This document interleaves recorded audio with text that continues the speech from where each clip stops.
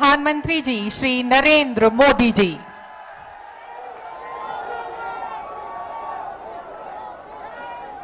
भारत माता की असमय हमें छोड़ गए, उन्हें मैं श्रद्धांजलि देता हूं। उनके परिवारों के प्रति अपनी संवेदना व्यक्त करता हूं। जो श्रद्धालु जख्मी हुए हैं, जिनका अस्पताल में इलाज जारी है, मैं उनके जल्द स्वास्थ्य की भी कामना करता हूं। साथियों, आज एमपी को अपनी पहली वंदे भारत एक्सप्रेस ट्रेन मिली है। वंदे भारत एक्सप्रेस से भोपाल और दिल्ली के बीच का सफर और तेज हो जाएगा। ये ट्रेन प्रोफेशनल्स के लिए, नौजवानों के लिए, कारोबारियों के लिए नई सुविधा लेकर के आएगी। साथियों, ये आयोजन जिस आधुनिक और भव्य रानी कमलापति स्टेशन पर हो रहा है, उसका लोकार्पण करने का सौभाग्य भी आप सबने मुझे दिया था। आज मुझे यहीं से दिल्ली के लिए भारत की आधुनिकतम वंदे भारत ट्रेन को रवाना करने का आपने अवसर दिया है।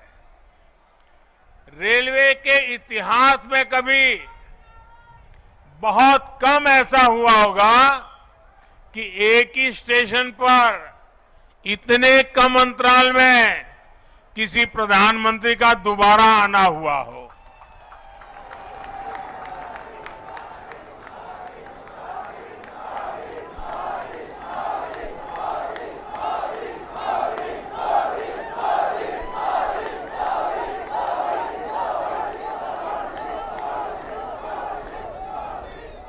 लेकिन आधुनिक भारत में नई व्यवस्थाएं बन रही है, नई परंपराएं बन रही है। आज का कार्यक्रम इसी का भी एक उत्तम उदाहरण है। साथियों, अभी यहां मैंने जो यात्री के रूप में हमारे स्कूल के बच्चे जा रहे थे, कुछ पल उनके बीच बताया, उनसे संवाद भी किया। उनके भीतर इस ट्रेन को लेकर जो उत्सुकता थी, उमंग थी, वो देखने योग्य थी।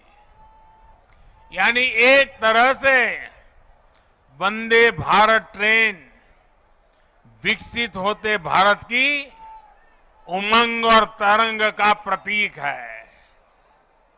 और आज जब ये कार्यक्रम तय होता था तो मुझे बताया गया कि 1 तारीख को कार्यक्रम है। मैंने कहा, भाई 1 अप्रैल को क्यों रखते हो? जब अखबार में खबर आएगी कि 1 अप्रैल को मोदी जी वंदे भारत ट्रेन को झंडी दिखाने वाले हैं, तो हमारे कांग्रेस के मित्र जरूर बयान देंगे, ये मोदी तो अप्रैल फूल करेगा।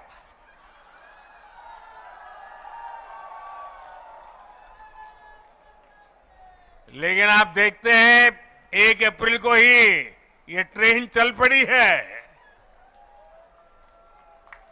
साथियों, ये हमारे कौशल, हमारे सामर्थ्य, हमारे आत्मविश्वास का भी प्रतीक है। और भोपाल आने वाली ये ट्रेन तो पर्यटन को सबसे ज्यादा मदद करने वाली है। इससे सांची स्तूप, भीमबेटका, भोजपुर और उदयगिरी गुफा जैसे पर्यटन स्थलों में आवाजाही और बढ़ने वाली है। और आपको पता है कि पर्यटन बढ़ता है तो रोजगार के अनेक अवसर बढ़ने लग जाते हैं, लोगों की आय भी बढ़ती है। यानी ये वंदे भारत लोगों की आय बढ़ाने का भी माध्यम बनेगी, क्षेत्र के विकास का माध्यम भी बनेगी।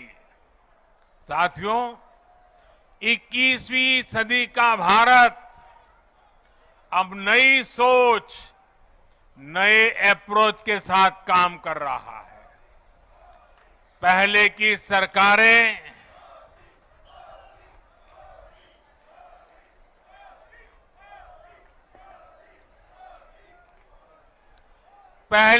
सरकारें तुष्टीकरण में ही इतना व्यस्त रही कि देशवासियों के संतुष्टीकरण पर उनका ध्यान ही नहीं गया। वे वोट बैंक के तुष्टीकरण में जुटे हुए थे। हम देशवासियों के संतुष्टीकरण में समर्पित है। पहले की सरकारों में एक और बात पर बड़ा जोर रहा, वो देश के एक ही परिवार को देश का प्रथम परिवार मानती रही। देश के गरीब परिवार, देश के मध्यम वर्गीय परिवार, उन्होंने अपने हाल पर ही छोड़ दिया था। इन परिवारों की आशाएं, अपेक्षाएं, उन्हें पूछने वाला ही कोई नहीं था। इसका जीता जागता उदाहरण रही है हमारी भारतीय रेल। भारतीय रेलवे दरअसल सामान्य भारतीय परिवार की सवारी है। माता, पिता, बच्चे, दादा, दादी, नाना, नानी, सबको इकट्ठे जाना हो तो दशकों से लोगों का सबसे बड़ा साधन रेल रही है। क्या सामान्य भारतीय परिवार की इस सवारी को समय के साथ आधुनिक नहीं किया जाना चाहिए था? क्या रेलवे को ऐसे ही बदहाल छोड़ देना सही था? साथियों, आजादी के बाद भारत को एक बनाया बहुत बड़ा रेलवे नेटवर्क मिला था। तब की सरकारें चाहती तो बहुत तेजी से रेलवे को आधुनिक बना सकती थी, लेकिन राजनीतिक स्वार्थ के लिए, लोक लुभावन वादों के लिए रेलवे के विकास को ही बलि चढ़ा दिया गया। हाल तो ये थी कि आजादी के इतने दशकों बाद भी हमारे नॉर्थ ईस्ट के राज्य ट्रेन से नहीं जुड़े थे। साल 2014 में जब आपने मुझे सेवा का अवसर दिया तो मैंने तय किया कि अब ऐसा नहीं होगा। अब रेलवे का कायाकल्प होके रहेगा। बीते 9 वर्षों में हमारा ये निरंतर प्रयास रहा है कि भारतीय रेल दुनिया का श्रेष्ठ रेल नेटवर्क कैसे बने। साल 2014 से पहले भारतीय रेल को लेकर क्या क्या खबरें आती थी, ये आप भली भांति जानते हैं। इतने बड़े रेल नेटवर्क में जगह जगह हजारों मानव रहित फाटक थे। वहां से अक्सर दुर्घटनाओं की खबरें आती थी। कभी कभी स्कूल के बच्चों की मौत की खबरें दिल दहला देती थी।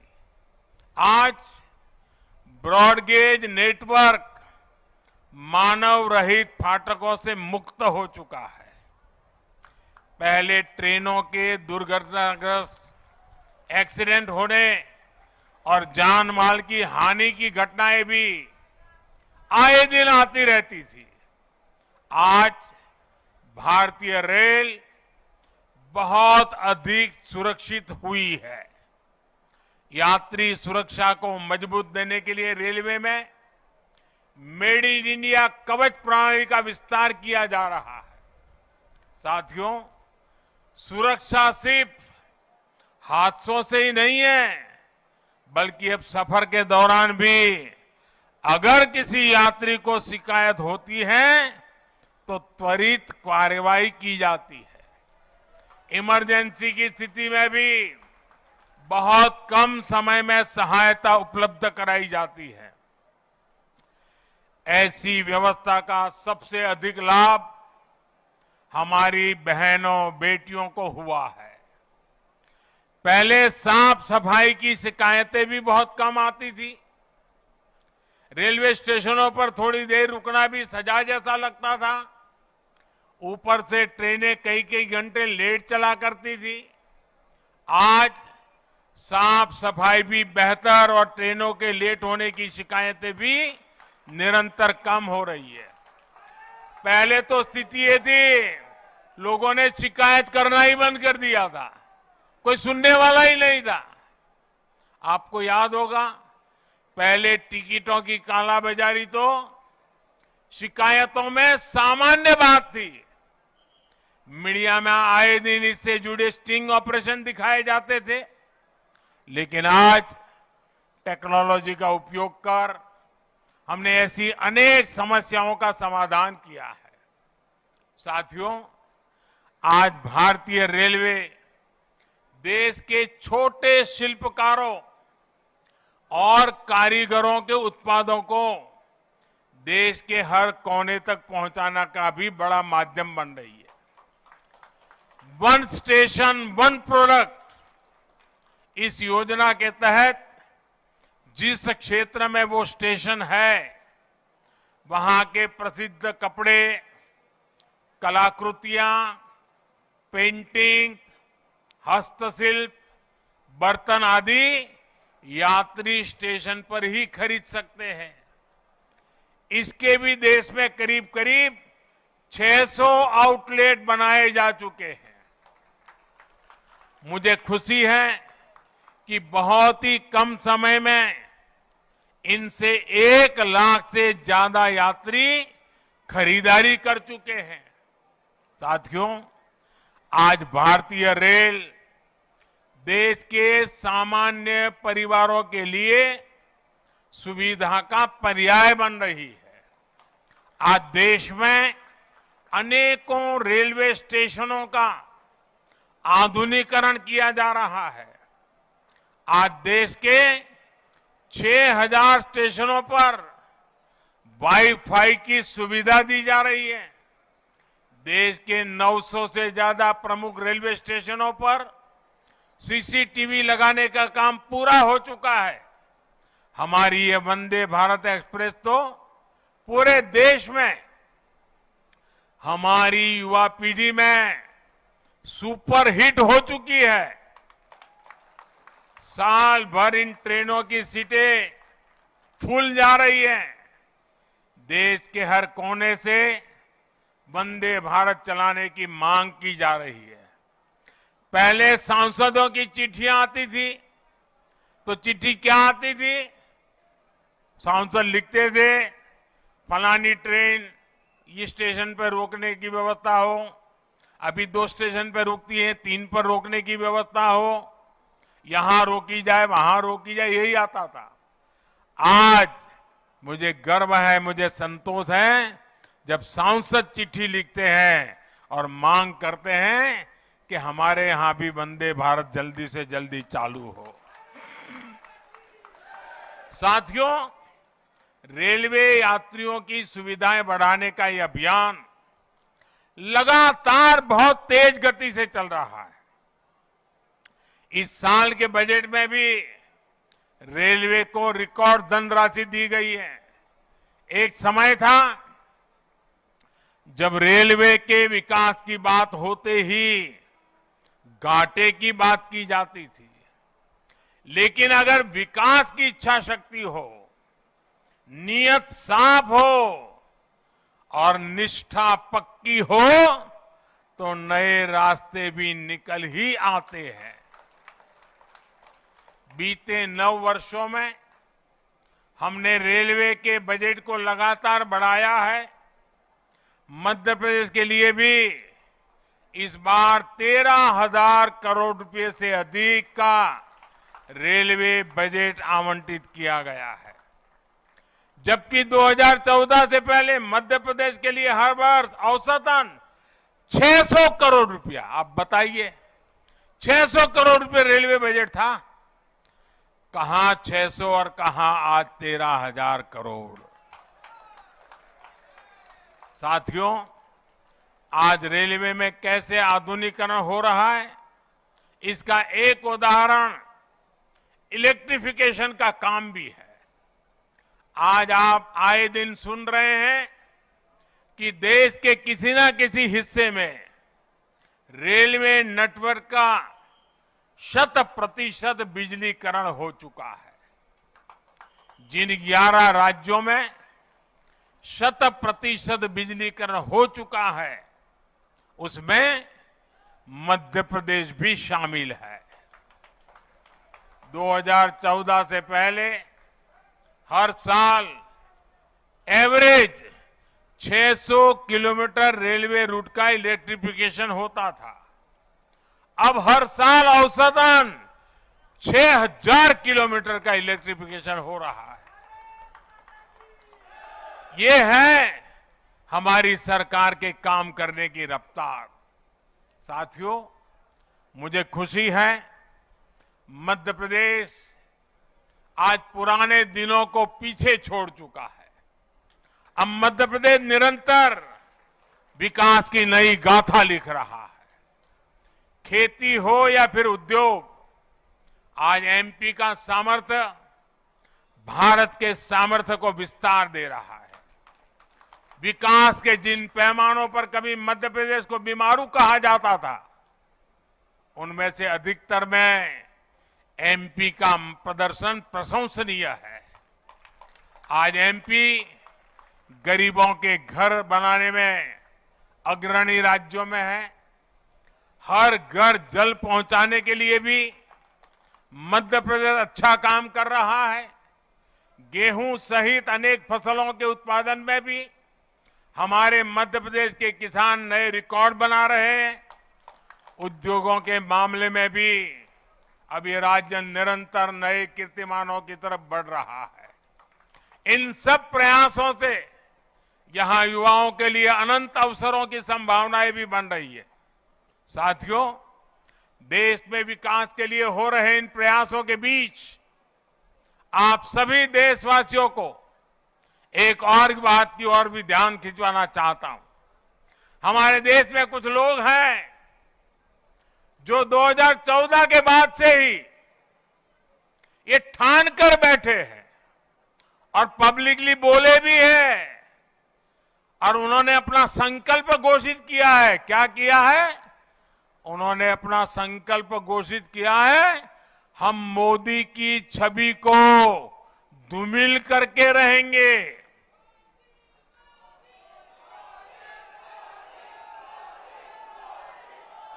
इसके लिए इन लोगों ने भांति भांति के लोगों को सुपारी दे रखी है और खुद भी मोर्चा संभाले हुए हैं। इन लोगों का साथ देने के लिए कुछ लोग देश के भीतर है और कुछ देश के बाहर भी बैठकर अपना काम कर रहे हैं। ये लोग लगातार कोशिश करते रहे हैं कि किसी तरह मोदी की इमेज को धूमिल कर दें, लेकिन आज भारत के गरीब, भारत का मध्यम वर्ग, भारत के आदिवासी, भारत के दलित, पिछड़े, हर भारतीय आज मोदी का सुरक्षा कवच बना हुआ है। और इसीलिए ये लोग बौखला गए हैं। ये लोग नए नए पैंतरे अपना रहे हैं। 2014 में उन्होंने मोदी की इमेज, मोदी की छबिल धूमिल करने का संकल्प लिया। अब इन लोगों ने संकल्प ले लिया है, मोदी तेरी कब्र खुदेगी। इनकी साजिशों के बीच आपको, हर देशवासी को देश के विकास पर ध्यान देना है, राष्ट्र निर्माण पर ध्यान देना है। हमें विकसित भारत में मध्य प्रदेश की भूमिका को और बढ़ाना है। ये नई वंदे भारत एक्सप्रेस इसी संकल्प का ही एक हिस्सा है।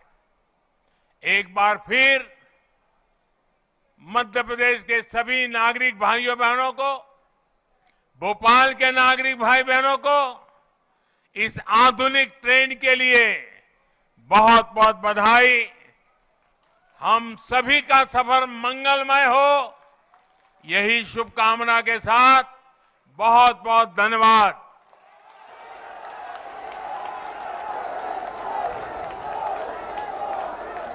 धन्यवाद माननीय प्रधानमंत्री जी।